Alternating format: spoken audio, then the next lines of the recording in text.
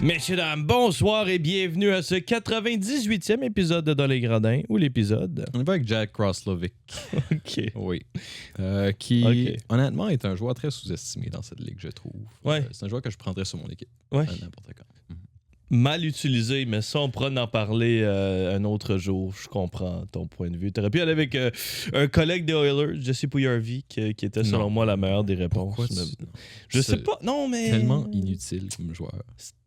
Clairement, parce qu'il ne joue plus, mais en tout cas, on aurait pu parler de ça. On va parler de hockey, Phil, aujourd'hui, notamment segment mise en échec. 3 petits points à aborder.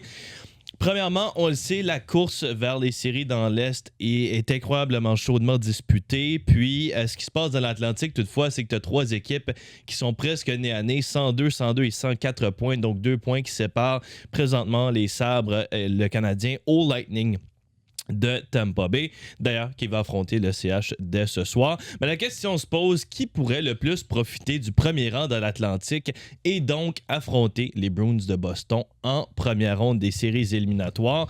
On en jase. On jase aussi de l'affrontement de premier tour titanesque entre les Stars et le Wild dans l'Ouest. Un duel qui va être incroyable, possiblement l'un des meilleurs duels de premier tour qu'on aura vu dans les dernières années. À voir ce qu'on en pense justement et qui en sortira victorieux. Finalement, pour le dernier petit point côté segment mise en échec, on parle du Trophée Hart et qui est présentement à l'avance pour l'obtenir en fin de saison. Quelques spéculations concernant Macklin Celebrini, McDavid et McKinnon encore dans la course. Est-ce que Evan Bouchard mérite une nomination? Qui sait? On en jase un peu plus tard. Finalement, le segment le long de la ligne, parce que c'est Monte Carlo. Présentement, on se doit d'en parler un peu. Félix Auger-Aliassime, qui d'ailleurs est des quarts de finale. Un affrontement assez intéressant. On en jase encore une fois un peu plus tard. Finalement, le segment sporadique et nos 3 étoiles de la semaine pour bien terminer ce 98e épisode.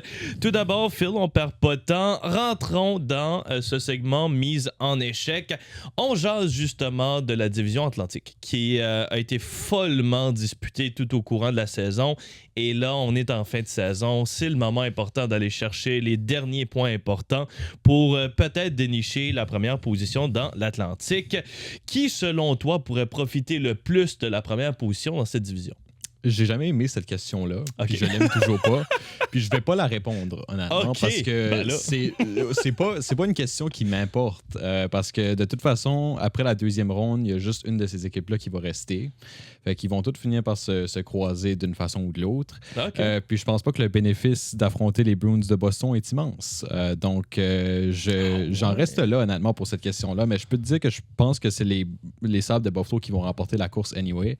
Ils ont le gros bout du bâton présentement parce qu'ils occupent la première position. Ils sont allés chercher 2 points hier assez facile face aux Rangers de New York. Présentement, c'est les 2 autres équipes qui jouent du rattrapage. Puis il n'y en a qu'une qui peut obtenir 2 points ce soir parce qu'elles s'affrontent, le Canadien puis le Lightning.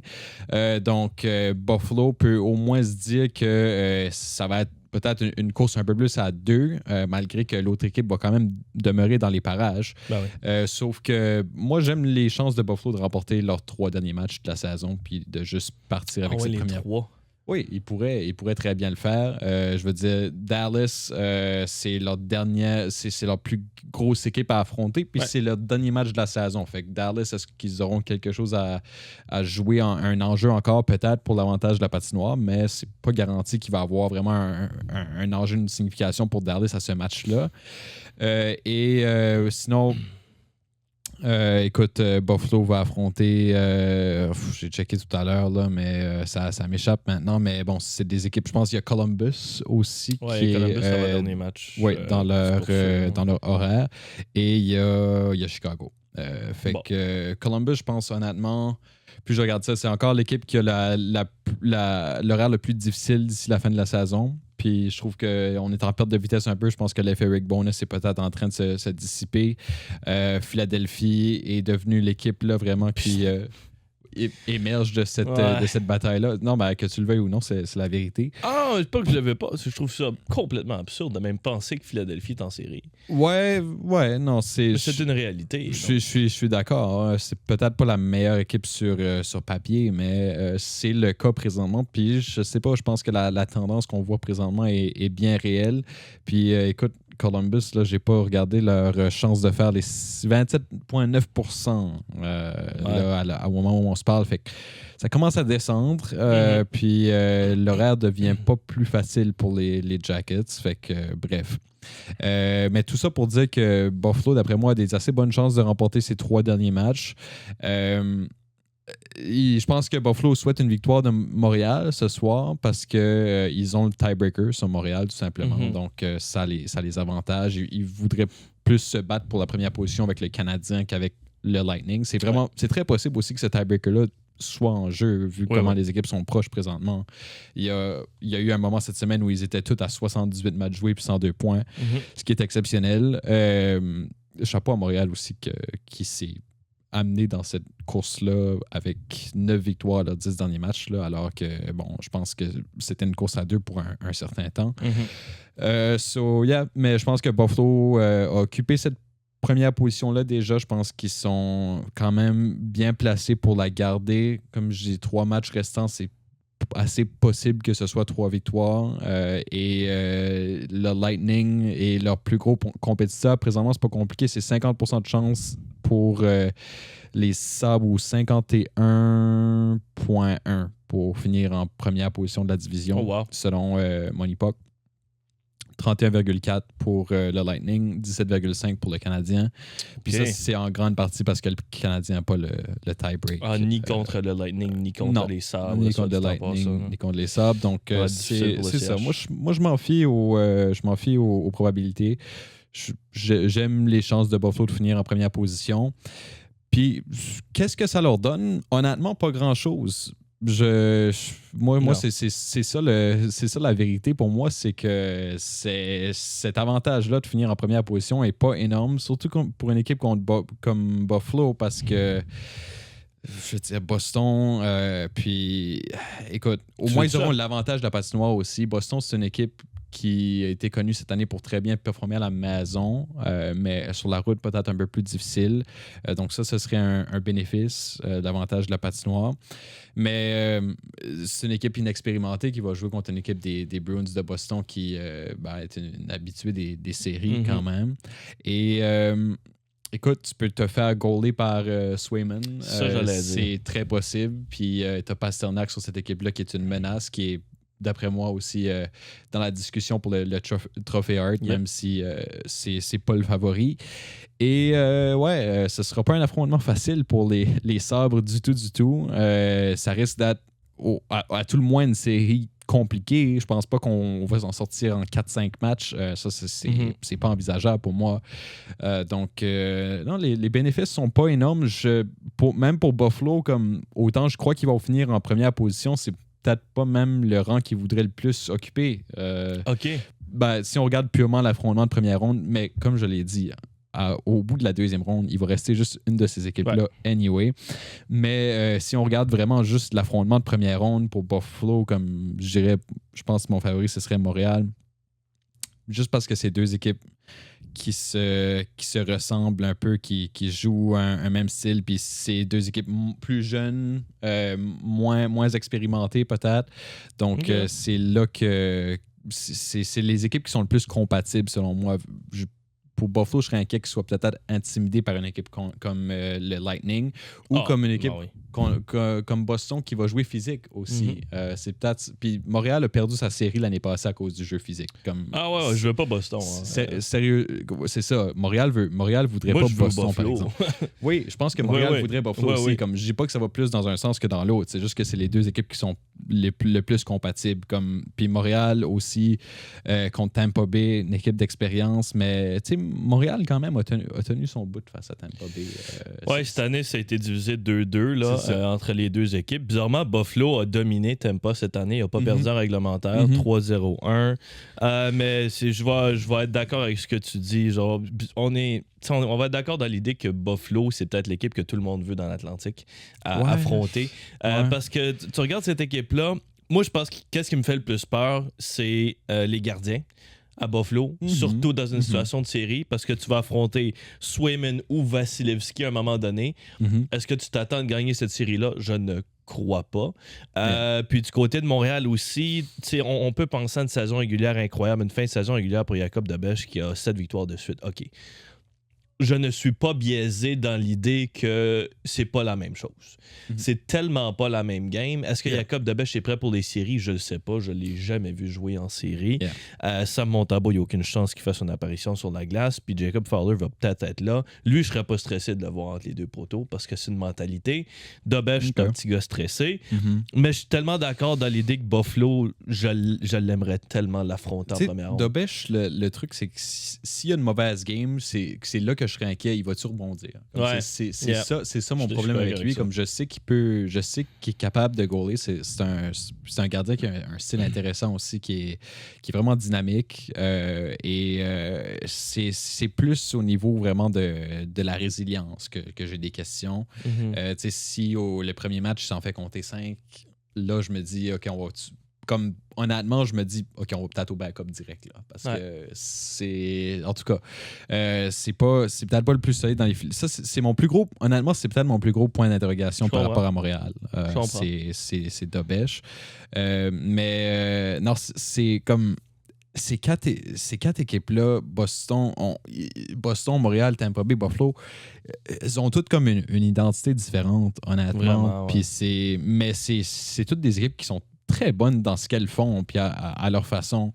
C'est vraiment comme... Ces séries-là, je ne vais pas dire que c'est des piles ou face, parce que pour moi, il y aura quand même des favoris au sein de ces séries-là. Mais en tout cas, il y a beaucoup d'inconnus. Il y a beaucoup de variables X, franchement. Du fait qu'on a une équipe de Buffalo qui fait juste absente carrément du portrait des séries généralement. C'est une première aventure pour cette équipe-là. Donc, on peut-être se trouver trompé aussi avec Buffalo. Première fois depuis 2011. Fait que, puis ça, c'était dans le temps de Tyler Myers. On est d'accord qu'on a passé un méchant bout de chemin depuis. Absolument. Depuis ce temps-là. Absolument. Puis, non, je serais content que. Qu'il gagne une ronde, si Buffalo peut me surprendre un peu puis faire un petit bout de chemin, ben écoute, chapeau à cette équipe-là, vraiment. Puis déjà, pour ce qu'ils ont fait en saison régulière, comme faire les séries, OK. J'aurais pu voir ça au début de la saison. Comme tu sais, j'aurais pu. Si quelqu'un m'avait dit ça, j'aurais fait OK. Comme tu sais, je m'attendais qu'il soit comme quand même là, puis au moins pour une équipe repêchée. Mais tu sais, première de la division, il y a des au moment où on se parle, c'est ça. Non, il y a des méchantes limites. Fait que, non, puis ça semble très probable maintenant. Écoute, 51,1% de chance de gagner la division. Non, mais c'est une discussion intéressante, mais quand même, je pense que c'est ça. Les bénéfices de finir premier de cette division-là sont pas énormes. Puis si tu veux parler vraiment de l'équipe qui en bénéficierait le plus, c'est peut-être le Lightning de Tampa Bay. Moi, j'allais dire la même chose. Parce que tu te débarrasses de, selon moi, ton plus grand match-up dès la première ronde. C'est ça. Puis après ça, tu affrontes une équipe qui est beaucoup plus jeune, qui beaucoup moins d'expérience en séries éliminatoires, qui pourrait causer la surprise, mais bon, ça va dépendre aussi d'une première ronde qui, selon moi, si c'est Montréal, Buffalo, ça sera chaudement disputé. C'est pas une série qui va se finir en 4 matchs, en 5 matchs. C'est au moins une série de 6 matchs. Puis je pense que tout va dépendre. D'ailleurs, si c'est une série qui va se passer, tout va dépendre de qui est à domicile. Là. Parce que au Centre Bell, je mets tout mon cash sur Montréal. Puis au KeyBank, je mets tout mon argent sur Buffalo. C'est un peu ce dilemme-là. Mais bref, OK, content de comprendre qu'on est tous les deux un peu... Pas nécessairement... Comment je pourrais même expliquer ça? Pas que je veux l'ignorer complètement, mais juste dans l'idée que, gars, on va voir ce qui arrive, puis de toute façon, ça va être du bon hockey en première ronde, puis on va être bien content. Puis après ça, on se voit en deuxième ronde, parce qu'il y a juste une équipe qui peut se rendre à la finale de conférence. Pour affronter une conférence de la métro qui aussi est un énorme point d'interrogation, mais ça, on pourra en parler peut-être la semaine prochaine, là, avant l'arrivée des séries. Mais un affrontement qui est concret maintenant, Phil, c'est celui qui oppose les Stars au Wild. Deux équipes monstres, 104 et 102 points à leur fiche, mais se sont fait devancer largement par une équipe du Colorado qui est de loin la meilleure équipe de la Ligue cette année. Mais la question se pose, Phil, quel de ces deux titans va s'en sortir victorieux? Ouais, je veux dire, l'affrontement des titans, vraiment, c'est ça le mot, parce que ces deux équipes-là qui, écoute, jouent tellement du gros hockey, c'est des équipes, c'est comparable un peu cette division-là là, au total de points qu'on est allé chercher dans l'Atlantique. Là. Ouais. Donc, à part Colorado qui est loin devant. On est à quoi, 116? 112, ouais. Mais c'est ça. Écoute, c'est deux colosses. Cherchez pas pour la quatrième équipe de cette division-là. Vous la trouverez pas. Utah est le premier wildcard. Oui, quand même. Mais, à 88. À 88 points. Ouais. Super. Ouais, ça faisait longtemps qu'on s'enlignait pour ça, mais on ne pouvait pas en parler avant que ce soit vraiment officiel.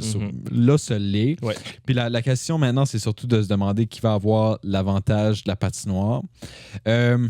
L'avantage de la patinoire, des fois, là, je trouve qu'on met beaucoup de poids là-dessus. Ouais. Pour certaines équipes, oui, comme une équipe comme les Bruins de Boston, par exemple, 28-10-1 à la maison, 15-16-9 à l'étranger. Fait que, là, on se dit, on l'avantage de la patinoire, oui. C'est important, puis ils ne l'auront pas, d'ailleurs, là, les Bruins. Fait que c'est ça, il faudra gérer ça. Mais, des équipes comme les Stars puis le Wild, 22-9-8 pour les Stars à l'étranger, puis 23-11-4 pour le Wild à l'étranger. Je veux dire, quand tu gagnes, tu gagnes. Hein, quand tu gagnes, justement. Quand tu gagnes, tu gagnes. Fait que je suis pas tellement... Honnêtement, je mets pas beaucoup de poids là-dessus sur qui va finir deuxième, troisième de cette division-là. On sait déjà que ça va être cet affrontement-là, puis dans quel ordre, je crois pas que c'est super important. Mais cela dit, il y a un match ce soir entre ces deux équipes. Ouais.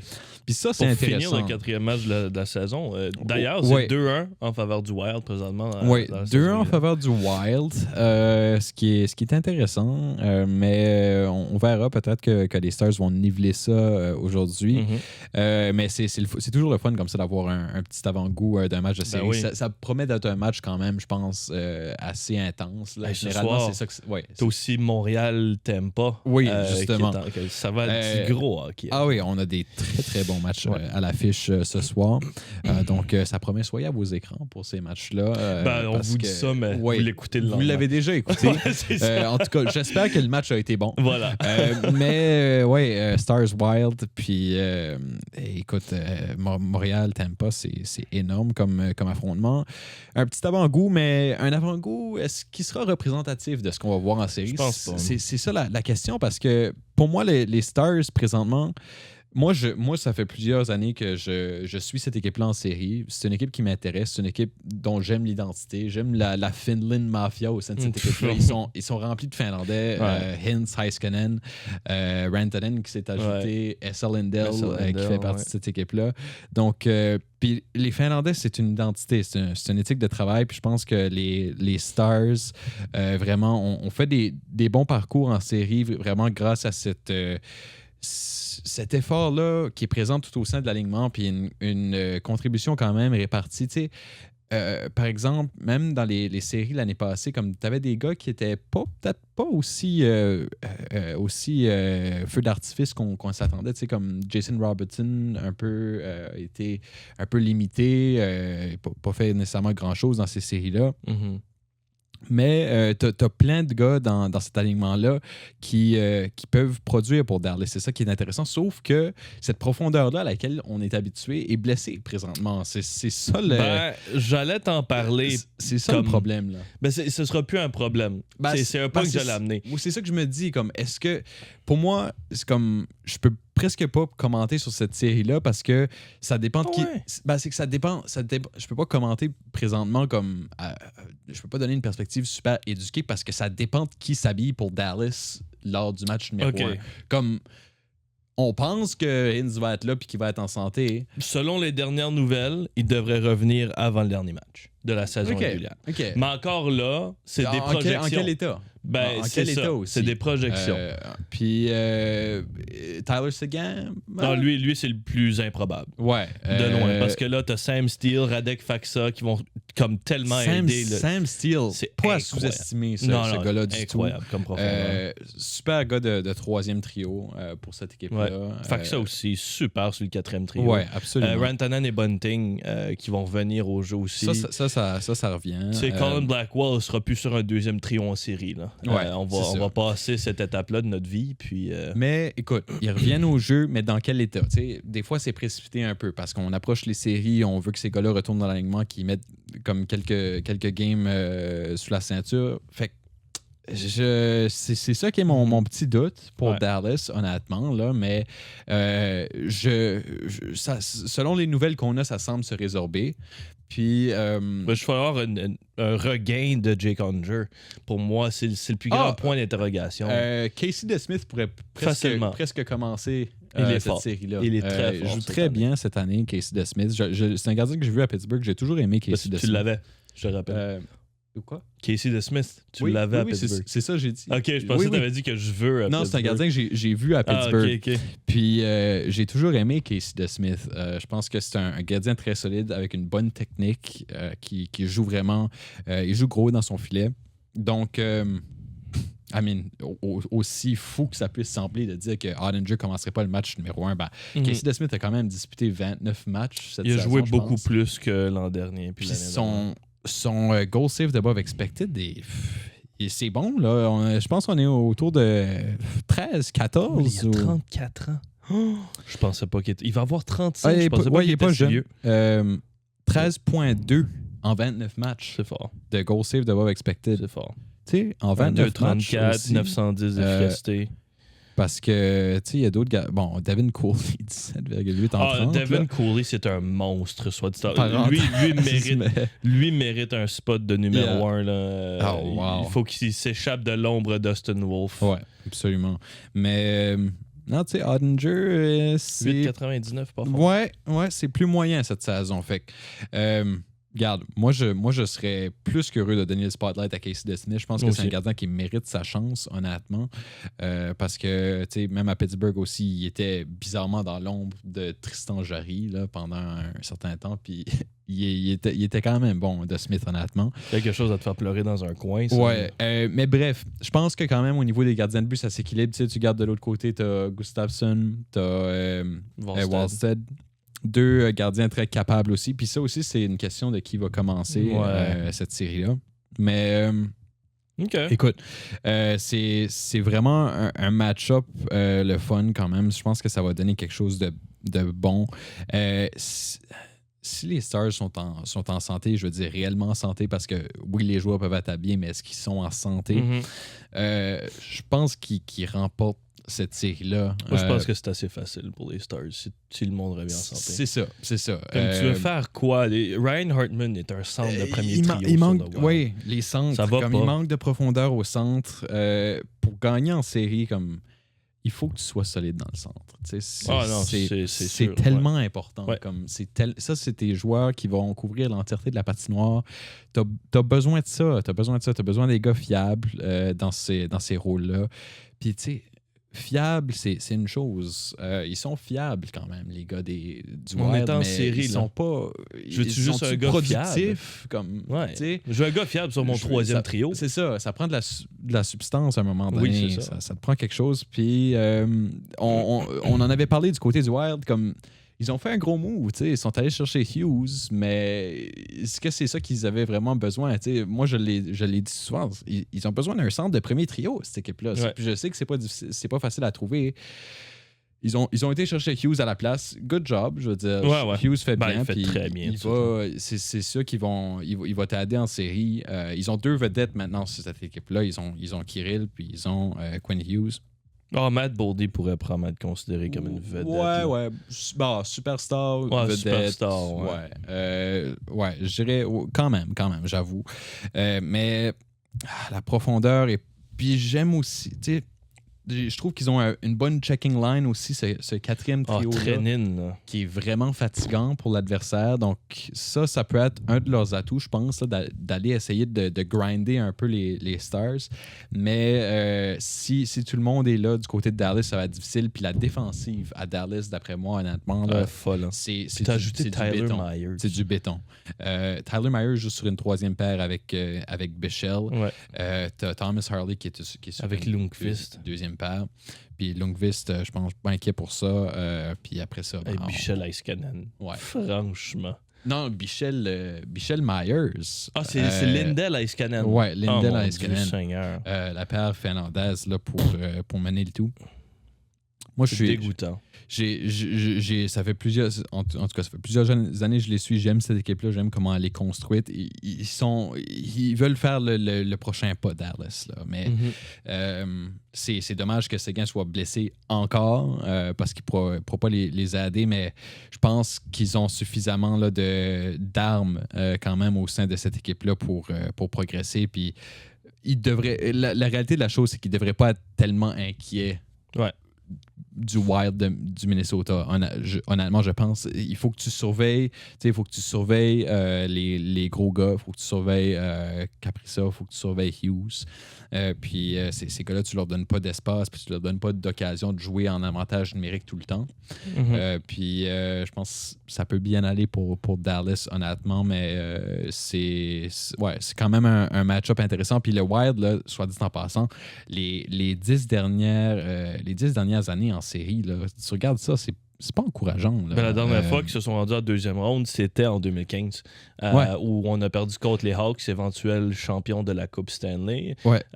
Et donc, pas fameux. Hein. Regarde ça ici, là. 2000, si on prend les 10 dernières années, donc à partir de 2016, là, perdu en première ronde, manqué les séries, perdu en ronde de qualification l'année COVID, perdu en première ronde, manqué les séries, perdu en première ronde. Et l'an passé, c'était contre le non, c'était pas le Colorado. Qui on a affronté du côté du Wild dans le Vegas.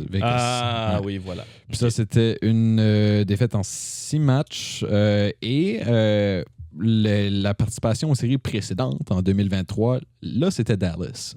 Et quand même une équipe qui se ressemblait aussi, je veux dire. Le noyau était là. Oui, c'est les Stars qu'on connaît aujourd'hui. Je veux dire, du côté du Wild, Kaprizov était là. Donc, on avait quand même certains éléments en place. Ça, c'est une victoire en 6 matchs pour Dallas, qui jouait avec l'avantage de la patinoire aussi. Mais écoute, t'as perdu des matchs là, 7-3, 4-0 puis 4-1. Là. Fait que, il y avait quand même des matchs à sens unique au cours de cette série-là. Puis honnêtement, ça peut être le cas cette année. Je pense qu'on regarde ce match-up-là, on se dit, OK, c'est 2 grosses équipes, mais il y a peut-être là, un petit vice, une petite faiblesse cachée à exploiter du côté de Dallas avec justement cette profondeur-là. Puis, je pense que c'est peut-être là qu'ils vont battre le Wild. OK. Moi, j'ai juste écrit les Stars sans équivoque. Puis le reste sera de l'histoire ancienne. Ça paraît bien sur... Tu sais, quand tu les regardes, Minnesota, 102 points au classement, c'est gros. Là. Mais là, on parle d'une saison régulière. Ouais. Pour moi, le Wild, ce n'est pas une équipe de série. Puis c'est des gardiens... chancelant par moment. Je préférais Wallstead, soit du temps passant, là, devant Gustafsson, parce que je ne fais pas confiance à Gustafsson dans des situations importantes. On sait ce qui s'est passé avec la Suède, notamment aux Olympiques. Il s'est fait tasser. Puis on a vu Jacob Markstrom gauler quelques matchs, si je ne m'abuse. Puis... C'est un peu là où on en est. Okay. Je ne crois pas au Wild, mais en espérant que... Ben écoute, si le Wild sera en deuxième ronde, à la base, ne fera pas la troisième tour des séries. Et donc, pour moi, ce serait pas l'idéal. Les Stars ont plus de chance. Ils l'ont fait l'an passé. J'adorerais voir Colorado-Dallas encore. Ben oui. Puis on sait ce qui s'est passé l'an dernier avec... L'énorme karma Mikko Rantanen qui t'a marqué un tour du chapeau dès le premier match, si je ne me trompe pas. Yeah. C'était incroyable à regarder. Mon Dieu, c'était incroyable. Bon à regarder. Et d'ailleurs, j'ai hâte de voir ce qui va se passer avec Dallas quand Rantanen, Bunting. Des gars qui. Tu penses à Sam Steele et Radek Faksa, on l'a mentionné tantôt. Tu dis, c'est juste Sam Steele, Radek Faksa. Non. C'est Sam Steele et Radek Faksa. Yeah. Puis c'est des gars qui vont remplacer des joueurs qu'on n'a même pas entendu parler d'eux cette année. Il y a un gars qui a un nom extrêmement long sur le 3e trio au centre. J'ai aucune idée c'est qui à la base. Là. Fini comme. Ça sonne un peu comme Ramadan. Là. C'est quelque chose comme ça. Je vais aller donner le nom exact. Là. Il joue. Il est blessé. Ah non, il joue sur le premier trio. Ouais, Rick Scovian, celui-là. Ouais. Il est rendu sur le premier trio, ce gars-là. Bref, je ne comprends pas. Arttu Hiri, que j'avais jamais vu cette année. On dit Huru, apparemment. C'est-tu vrai? OK. Bon, ben, regarde, Cameron Hughes, que je ne connais pas. Yeah. Tu sais, c'est des Oscar Bach qu'on connaît, là, mi-vingtaine. C'est des gars qui vont facilement se tasser devant des gars comme Nathan Bastian, Roope Hintz, Radek Faksa, Seguin Steele. Il y a 6 gars qui font partie de ton peut-être 2-3e trio qui vont venir au jeu. À part Roope Hintz. Ça devrait jouer, ça aussi. Nathan Bastian devrait jouer. Mais c'est une équipe qui va juste savoir mériter cette profondeur-là, puis il va certainement en profiter de cet atout-là. Sure. 100%. Puis non, je pense, honnêtement, c'est juste, on attend ces retours-là, puis quand tu regardes les 10 derniers matchs de Dallas aussi, 3, 5 et 2, tu te dis, OK, est-ce qu'on est en train de s'écrouler? C'est pas tellement ça. C'est vraiment juste les blessés au sein de l'alignement. Puis, écoute, c'est peut-être pas tous ces gars-là qui vont revenir puis être en santé, mais il devrait en avoir au moins quelques-uns qui sont capables de faire un impact. Je préfère un Roope Hintz à 80% que Skarbeck. Justement. On verra. Toi, oui, Ritzkovian, OK, oui, sur le premier trio à l'aile. Ouais, je l'avais pas remarqué avant, malgré que j'ai regardé un match de Dallas l'autre jour, puis je l'ai peut-être juste jamais vu. Là. Mais non, OK, je suis content qu'on ait a priori d'accord là-dessus, mais ça va être à la base un affrontement incroyable de premier tour. Bien hâte de voir où ça s'enligne, cet affrontement-là. Probablement que l'Atlantique, puis justement la centrale, ça va être les 2 divisions les plus incroyables de premier tour. Là. Les autres. Petite bataille de la Pennsylvanie. On s'en plaint pas. On s'en plaint pas non plus. C'est pas fini, hein? Ça peut pas nécessairement la Pennsylvanie. Ça pourra jamais avoir la même saveur qu'en 2012. Oh my God, quel souvenir! En 2012, là. Hey, Richards, Carter, Brière, Gagné, affrontait Crosby, Malkin, Kessel, Hornqvist, Scott Hartnell, Jakub Voracek. Aïe. Chris Pronger était toujours là en 2012, si je ne m'abuse aussi. Kimmo Timonen. C'était une époque incroyable. Ouais. Michael Layton qui a donné le pire but de l'histoire d'une finale de la Coupe Stanley, soit dit en passant. Mais tu sais, au niveau du talent, il y en a quand même dans les équipes qu'on a présentement, mais c'est pas la même chose. Non, c'est pas des gars comme. C'est pas des noms iconiques là, comme ceux qu'on avait en 2012. Puis non seulement ça, je sais pas, comme honnêtement, ça finit toujours par être physique, puis finit toujours par avoir comme des bagarres, puis tout ça dans les matchs comme de bataille de Pennsylvanie, mais je vois pas ça arriver. Qui va faire exactement ça? Comme il y a des gros bonhommes qui va jeter les gants. Là. Non, il y a des gros bonhommes des deux côtés. Tu passes à Rasmus Ristolainen, Nick Delorier. Non, qui est même plus là à la base, Nick Delorier. Manta, Brazo, c'est des gros gars, mais c'est pas des gars de bataille. C'est des gars de bizarrement finesse là, à 250 livres. Mais il y a toujours la rivalité qui reste. Puis, l'ambiance va être incroyable. Ouais, ça, c'est certain. Ces deux équipes-là se détesteront toujours, mais je sais pas vraiment quoi penser de cette potentielle bataille. Ça, faut que ça l'arrive à la base. Puis là, on a aussi, j'ai entendu récemment des analystes dire que dans la division Pacifique, ça, c'était la pillow fight. Non, mais c'est vrai. Là. Honnêtement, c'est ça. Sure. Ça se bat à coups d'oreiller. C'est vrai. Ça l'avance de 0.5 points les oreillers fluffy en plumes. Ouais. En tout cas, mais regarde, j'ai hâte. Dans tous les cas, j'ai hâte de voir ce qui va se passer. Mais je pense que cet affrontement-là, Wild Stars, ça reste la tête d'affiche quand même pour la première ronde. Puis mention honorable aussi, peu importe le duel qu'on va voir dans l'Atlantique, là, ça sera intéressant aussi. Yeah, 100%. Puis bon, en parlant de la Pacifique, je vais être rapide sur mon segment du trophée Hart qui est en avance. Connor McDavid vient tout juste de s'emparer du trophée. Puis je vais t'expliquer vite fait. Là. Pas que mon deuxième choix serait Macklin Celebrini, sans aucun doute, avec 108 points d'avance de comme genre 57 points. Tu Kucherov? Non. OK. OK, non. OK. OK, super. Je vais fermer le livre à l'instant où on se parle. Okay. Dans l'absence de Draisaitl, il a mené son équipe premièrement à la première place de la division Pacifique qui est toujours à genre 90 points. Puis Draisaitl, écoute, est de loin le deuxième meilleur joueur de cette équipe-là, à 97 points. Et puis que fais-tu du fait que Kucherov va mener son équipe à cet endroit au classement avec l'absence de tout le monde d'autre? Qu'est-ce que tu veux dire par tout le monde d'autre? C'est Rally. Point. Tout le monde a été blessé. À un moment donné, oui. Le Lightning est rendu là pareil, là, je veux dire. Regarde les deux équipes. Ouais, mais... Tu veux avoir qui est-ce que tu veux avoir? Est-ce que tu préfères jouer pour le Lightning, qui a un gardien qui gagne le Vezina cette année? Est-ce que c'est grâce à coach qui gagne le Vezina? Non. Fair. T'as un défenseur qui est probablement nomination pour le Norris. Moi, je suis plus en train de jouer l'avocat du diable, comme je suis pas en désaccord avec toi. Mais c'est... Ben, si t'as mis coach comme ça, est-ce que t'as mis coach? Ben... Ouais. OK. Je suis pas en désaccord avec coach. Je trouve juste que pour son équipe, McDavid a fait beaucoup plus que coach. Yeah. Parce que coach a 3 joueurs qui se mériteraient un trophée. Ben, excuse, en a un qui s'en mérite un certainement avec Vasilevski qui gagne un Vezina cette année. Ça, je pense pas que ça va être disputé. Sorokin ne fait pas les séries. Et si les 9,7% de chance des Sharks de faire les séries se concrétisent?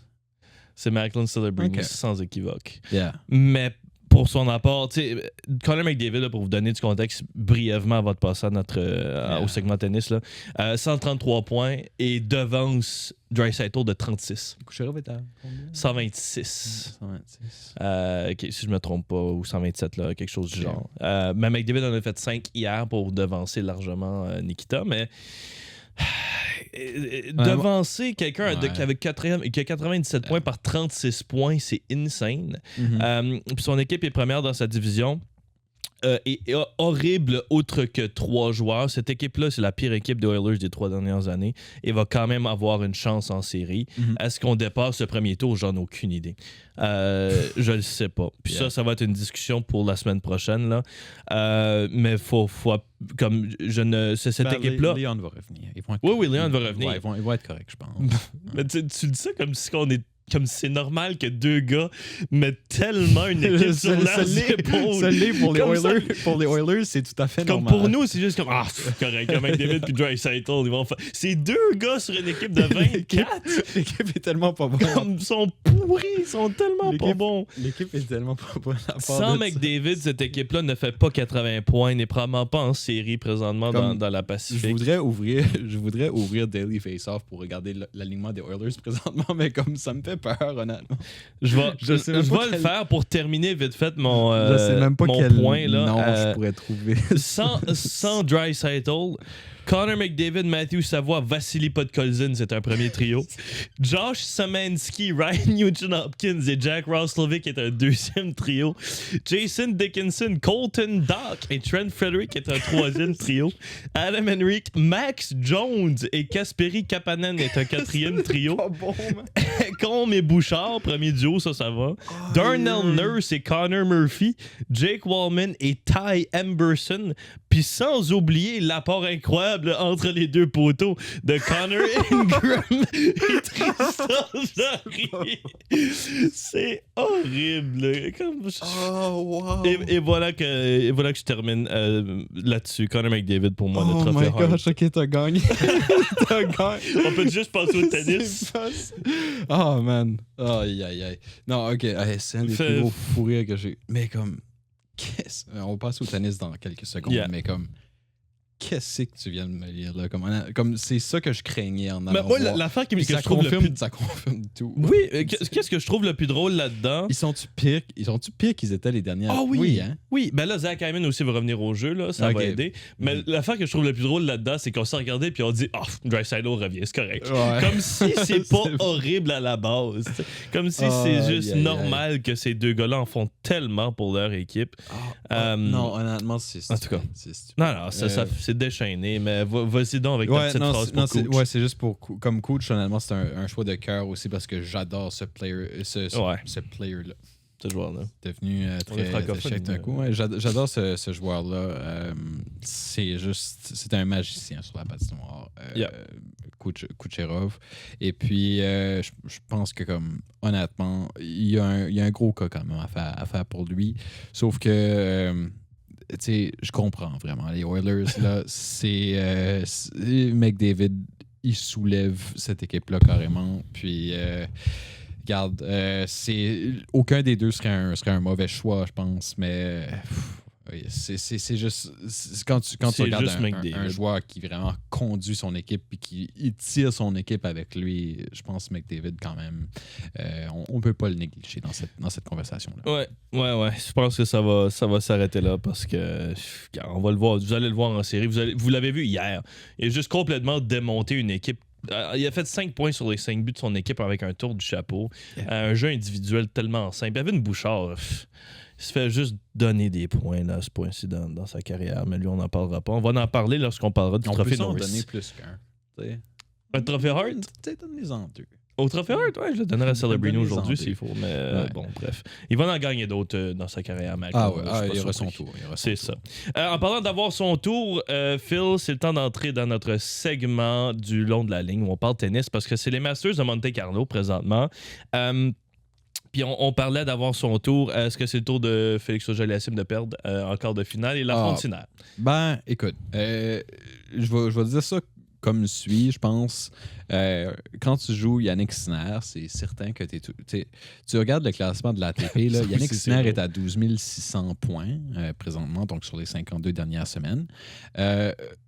Carlos Alcaraz est juste devant, à 12 790, qui en soi est un exploit incroyable devant Yannick Sinner. À peine, cela dit. Et puis après ça drop à Zverev, qui est à 5 355 points. Comme de dire que ces gars-là sont dans une classe à part, c'est pas suffisant. Non. Ils ont 2 fois plus de points. Comme Sinner a 2 fois plus de points que son prochain rival en 3e position. Mm-hmm. C'est pas correct. Donc, évidemment que quand tu vas dans un match comme ça, tu commences, t'es désavantagé. Mais et désavantagé comme largement. Ouais. Mais ça pourrait être pire. Je vais juste dire que ça pourrait être pire parce que là, tu joues sur terre. En ordre, là, si tu voudrais comme les meilleurs affrontements pour Auger-Aliassime continent, je dirais indoor numéro 1, terre numéro 2, puis comme gazon numéro 3, puis là du c'est vrai que tu veux pas du dur. C'est pas indoor qui aurait été le meilleur scénario parce que Félix Auger-Aliassime, bizarrement, est un dieu lorsque c'est des tournois à l'intérieur. Je pense que ça a beaucoup à voir aussi juste avec son service qui fonctionne mieux à l'intérieur. Mais sur terre battue, c'est intéressant. Ça peut donner quelque chose de bon quand même. Je pense que Auger-Aliassime doit être agressif dans ce match-là. S'il y a quelque chose qui manque dans sa carrière, honnêtement, c'est juste de plus... À un moment donné, il faut que tu essaies de prendre ton adversaire par surprise. Il faut que tu aies de l'initiative dans un match. Il n'y a pas de doute dans mon esprit que Auger-Aliassime, c'est un joueur qui mérite un top 10 mondial. Écoutez, présentement, là, si on regarde le classement live de l'ATP, Auger-Aliassime vient de reacquérir sa 5e position mondiale, qui était son plus haut rang en carrière. Donc, est en train vraiment de se solidifier dans ce top 10-là. Et... Je pense pas que c'est une position vraiment qui est... Comme j'ai jamais pensé que c'était hors d'atteindre ça pour Félix Auger-Aliassime. Je sais qu'il en est capable. Ouais.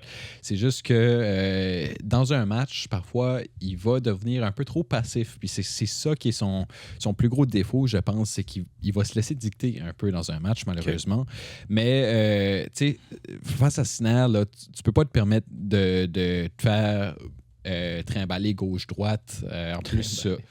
Oui, non, mais c'est vrai. En plus, sur Terre, les déplacements sont difficiles aussi. Donc, je vais juste dire, soit entreprenant dans ce match-là. Ce serait ça mon conseil pour Félix, franchement.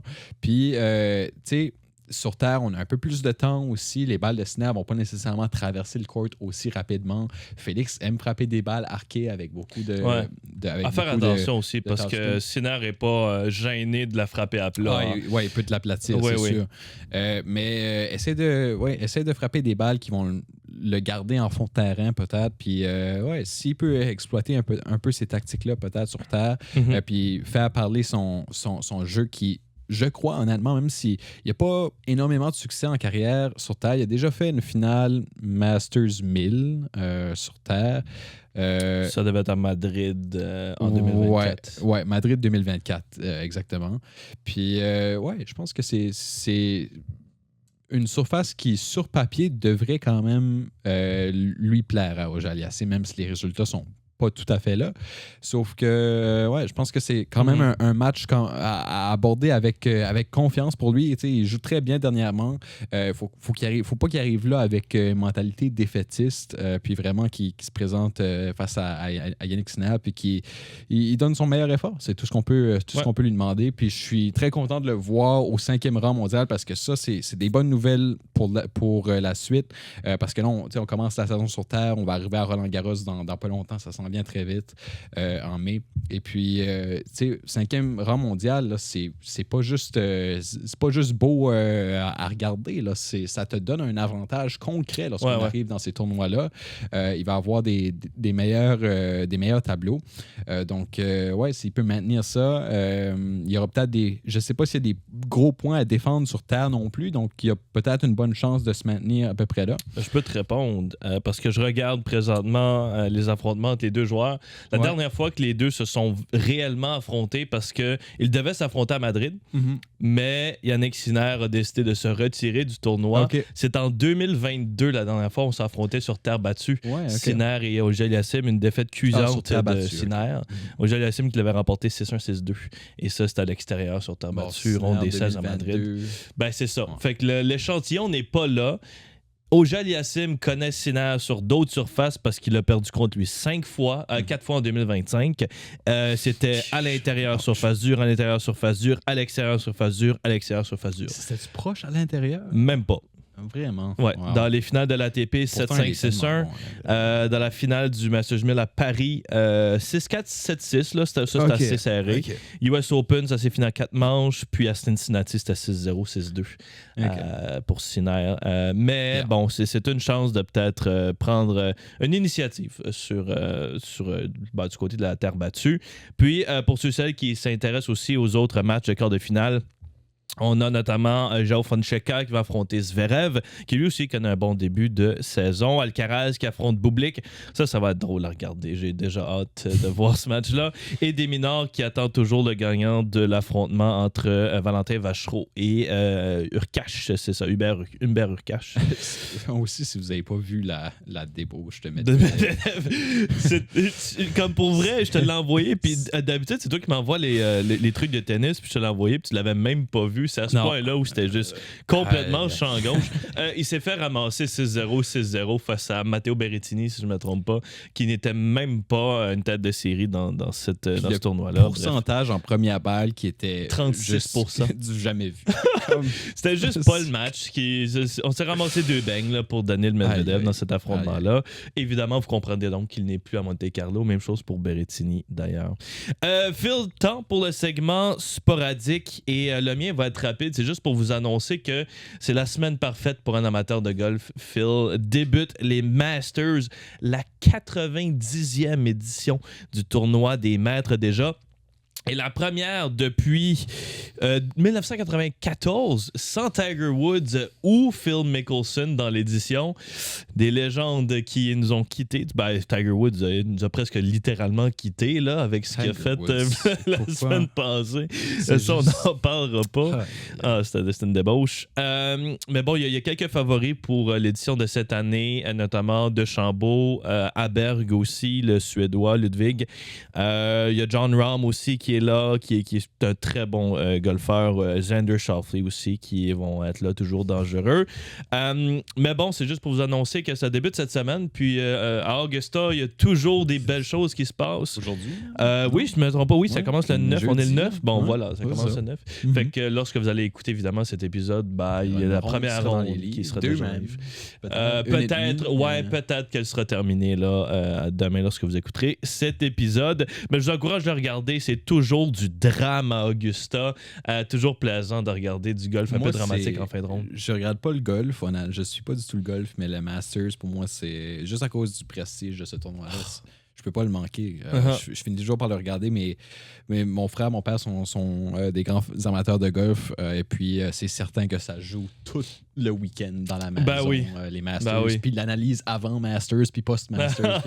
Tout ça, c'est quelque chose à ne pas manquer. C'est tellement un beau tournoi. Pour moi, c'est un peu la même vibe que Wimbledon. C'est juste le prestige, puis vraiment la signification, puis le patrimoine de ces tournois-là. Ça fait très royauté. Un peu, L'Augusta, même chose pour Wimbledon, bizarrement. As-tu un pick Masters? Juste par hasard. Je veux pas être. Bryson DeChambeau est dû. Il est tellement dû. Sure. Il a 32 ans. Il est dû pour un petit championnat des maîtres. Je me dis que ça y ferait du bien, mais les experts se tournent énormément vers Ludwig Aberg, qui est beaucoup plus jeune, qui est aussi meilleur cette année. À voir, mais je vais lancer ça dans l'univers comme ça. Là. Je ne suis pas énormément le golf, mais... Moi, je vais lancer Siwoo Kim. OK. Il est un des chevals noirs des analystes experts que j'ai regardé tantôt. Mais c'est sa 9e participation au tournoi des maîtres pour Siwoo Kim. Lui aussi a pris une année sabbatique l'année dernière. Puis là, c'est un retour au golf. Puis il y a quand même des bons résultats cette saison. Regarde. Moi, je trouve que ça ferait une bonne histoire. Puis, shout out. Ouais. Écoute, on parlait des maîtres, mais là, on va parler des candidats, Phil. Des grands maîtres. Oh, OK, oui, c'est bon. Pourquoi j'ai pas pensé à ça? C'est une blague d'échecs. Le titre suprême aux échecs, c'est le titre de grand maître. Donc, si vous l'aviez pas pogné, c'était ça la chose. Ouais, c'est une blague un peu intelligente. Là. Ou Grandmaster en anglais. Et il y a 8 Grandmasters qui sont en action au tournoi des candidats côté hommes et 8 Grandmasters côté femmes également. Je vous en ai parlé la semaine dernière, mais je suis encore ce tournoi-là avec beaucoup d'attention. Honnêtement, c'est quelque chose que je trouve tellement intéressant à suivre, de voir le génie de ces joueurs-là, de ces athlètes-là, parce que c'est un sport, on le rappelle, ils jouent des longs matchs. Écoute, c'est tellement long. Il y a eu un match de 6 heures. C'est comme... Imagine être assis à une table en concentration complète, pas de téléphone, rien, aucune distraction. C'est juste toi et puis l'échiquier. Et pendant 6 heures, c'est tout un effort quand même qui donne. Et ce tournoi-là avance. Puis c'est un tournoi qui est important parce qu'on rappelle, il n'y a que le gagnant qui va vraiment en profiter parce qu'il va avoir la chance de contester le champion ou la championne mondiale. Puis présentement, du côté masculin, j'avais parlé de Sindarov qui avait fait 6 victoires. 6 points en 7 matchs lors de la première moitié du tournoi, qui est incroyable. Et il n'a toujours pas perdu d'ailleurs. Et en parlant d'incroyable, ça se continue pour Sindarov. Oui, il n'a toujours pas perdu. 8-10 maintenant. Et après le résultat d'aujourd'hui, qui était une victoire face à Praggnanandhaa, qui était un match où il a dû quand même être très précis parce qu'on a joué vraiment une ligne assez bizarre, assez méconnue. Vraiment une préparation intéressante du côté des deux joueurs. Puis Sindarov a délibérément été pour... Tu sais, c'est comme... Je ne saurais pas comment vous expliquer ça, mais comme, tu sais, c'est comme si... C'est quoi la formation la plus agressive au hockey, mettons? Probablement un 3-1-1, quelque chose genre. C'est comme si tu aurais joué comme un 3-1-1, alors que t'étais... Comme... Tu jouais contre une équipe bâtard, une équipe par rapport. Non, mais tu sais, tu joues contre une équipe par rapport. Puis tu. C'est vrai. Tu joues un système super agressif, alors que t'as pas. Puis tu sais, c'est ça qui est bizarre. Il y a pour moi de bonne comparaison que je peux vous faire. Mais. Il a joué une ouverture super agressive alors que tout ce qu'il a besoin pour remporter ce tournoi-là, vraiment, d'ici la fin, vraisemblablement, c'est des égalités. Il peut juste faire des draws jusqu'à la fin du tournoi, puis il va être correct. Puis il est allé pour cette ligne-là vraiment obscure, parce qu'il y avait des pièces blanches. Donc, c'est lui qui conduit le match. Là. C'est lui qui dicte un peu quelle direction va prendre le match. Puis ce gars-là, ce qui est fou avec, c'est que comme, tu sais, il veut gagner plus. Tu sais, il y a déjà le tournoi qui est pratiquement sécurisé, mais il n'arrête pas. Il prend encore des risques dans les matchs. Il joue super vite. Il met la pression sur ses adversaires. Tu sais, as 2 heures pour jouer ces matchs-là. Puis, tu sais, lui, il est rendu comme... Il joue comme... Il prend comme 15 minutes de temps. Il y a comme 1h45 encore sur son chrono, puis l'autre est rendu comme à 5 minutes. Puis tu te dis, ben, comme la pression qui est sur l'autre à ce moment-là, c'est comme, qu'est-ce que tu veux faire? Parce que non seulement il joue les meilleurs coups, mais il les joue vite. Comme, c'est fou, qu'est-ce qu'il fait présentement. Puis ça ressemble beaucoup à Jan Nepomniachtchi, qui faisait la même chose à ses adversaires, qui n'est pas là cette année. Ça a fonctionné pour Yann. Il a été couronné, si je ne me trompe pas, à plusieurs reprises dans les dernières années. Il n'a jamais gagné le titre de champion mondial, malheureusement. Ah non, c'est lui qui se faisait rencontrer après. C'est ça, oui, c'est ça. Il a souvent remporté... Oui, il a remporté 2 ou 3 fois le tournoi des candidats. Écoute, c'est vraiment incroyable ce que fait Sindarov présentement, si jeune aussi. Donc, vraiment gros shout-out pour lui. 8 points sur 10. Guéry fait très bien aussi. Anish Guéry en 2e position avec 6 points, mais il semble trop loin. Must win quand il va jouer contre Sindarov à l'avant-dernière ronde du tournoi, ce sera la ronde 13. Puis est-ce qu'il va même avoir une chance à ce moment-là? Ben, c'est ça la question qu'on se pose. Fait super intéressant de suivre ce tournoi-là. C'est le seul vraiment, je pense, honnêtement, qui a encore une chance. Caruana, à la limite, ça prend un miracle, mais Sindarov, incroyable ce qu'il fait présentement. Puis il va peut-être finir ce tournoi-là avec le plus haut score jamais vu dans un tournoi des candidats. Ah oui? Ouais. Est-ce que tu as la statistique? C'est 9.5. C'est 9.5 par Jan Nepomniachtchi. C'est possible. Et il pourrait facilement atteindre les 2 chiffres. Ça, c'est depuis 2003, depuis le format actuel. Bref. Puis côté femmes, rapidement, là, ça, je sais pas si ça va load. De lâcher, c'est correct. La meneuse présentement, c'est Vaishali Ramesh Babu après le match d'aujourd'hui, qui est la sœur de Praggnanandhaa. Écoute, ça reste serré là, du côté femme. Par contre, Zhu Jiner est encore dans son match, mais elle risque de perdre. Elle risque fort probablement de perdre contre Asobayeva. Mais bref, ça reste une lutte serrée du côté femme. Et puis, je pense que ça va vraiment se jouer jusqu'à la fin. Ramesh Babu, qui est toute jeune aussi, donc, est pourchassée par quand même des joueuses expérimentées, Lagno, Muzichuk, Zhu-Jiner. Donc, ce ne sera pas évident pour Ramesh Babu de garder son avance. Mais ça, c'est vraiment la grosse lutte chaude, là, vraiment, présentement, c'est du côté femme. Puis du côté homme, c'est juste Sindarov qui fait quelque chose d'exceptionnel présentement. Si vous voulez aussi plonger un peu plus dans les échecs, j'ai regardé un excellent documentaire hier sur Netflix qui vient de sortir, Untold, avec ce scandale Magnus Carlsen. Série Untold, là, c'est tous des scandales sportifs, des choses comme ça. Très bonne série sur Netflix. D'ailleurs, j'en ai regardé plusieurs.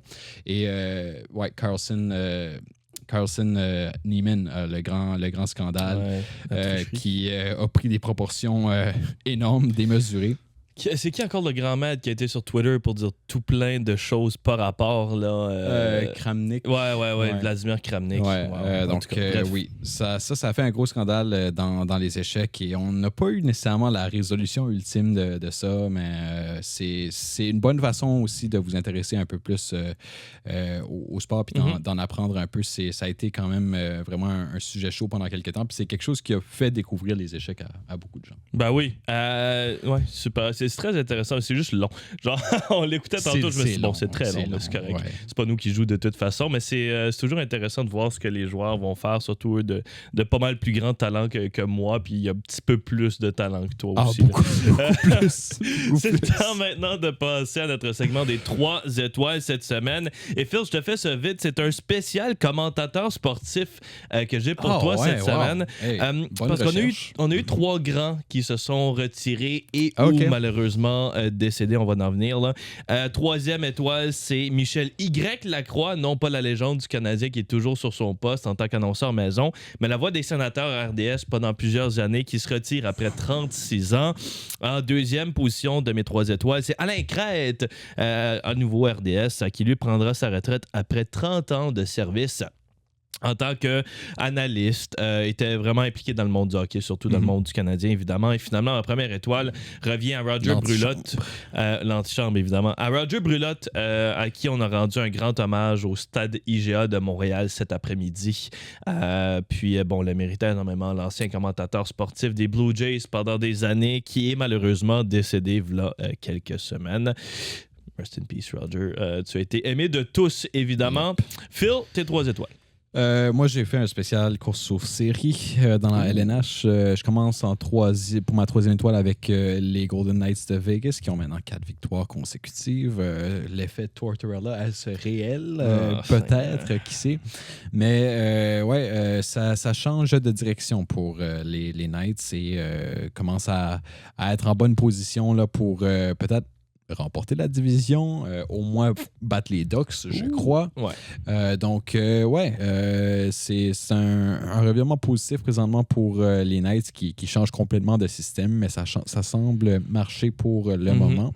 Les Flyers aussi, 7-3-0 dans leurs 10 derniers matchs et puis 3 victoires consécutives. Puis je les attendais pas du tout dans cette course-là de la métro parce que je pensais que ça jouait entre les Jackets et les Isles, mais les Flyers sont devenus une sérieuse menace pour s'emparer de cette 3e voire 2e position de la métro. Écoute, c'est une équipe bizarre aussi parce que tu regardes leur différentiel juste à +1 également. Donc, c'était à moins quelques 2 jours. Là, fait que... Exact. Donc, on les attendait peut-être pas, mais ils sont là. Puis, c'est une équipe qui voudrait certainement faire du bruit en série aussi parce que ça fait quand même un moment qu'on attend aussi du côté des Flyers. Et Montréal est ma première étoile parce que, écoute, c'est vraiment l'équipe la plus en forme présentement avec 9 victoires à leurs 10 derniers matchs et vont affronter le Lightning ce soir dans un énorme affrontement. Ouais. Puis, écoute, ils ont mérité leur place dans cette course-là il reste encore... C'est fou, il reste encore du travail à faire parce que les autres équipes sont tellement excellentes aussi. On a une chance peut-être de se hisser, au moins se donner l'avantage de la patinoire pour cette première série. Je pense que ce serait quand même bénéfique pour le Canadien. Quoi qu'on fait mieux à l'étranger qu'à la maison cette saison.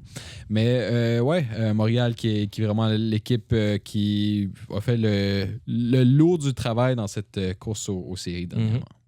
Bien hâte de voir ce qui va se passer. Moi, je te garantis. Ce match-là, ce soir, c'est un match de 4 points. Je te garantis que c'est... Adam Engstrom aussi est apparu sur... C'est ce qui va terminer ce 98... Bravo, ce 98e épisode de Dans les Gradins. Oui, l'épisode. Jack Russell. T'as manqué de l'oublier. Je vous rappelle que vous pouvez écouter tous ces épisodes côté audio sur Apple Podcast et bien sûr sur Spotify ou sur la chaîne 9 et 10 côté de Rogers de TV. Nous, on se voit la semaine prochaine et sur ce, on se dit...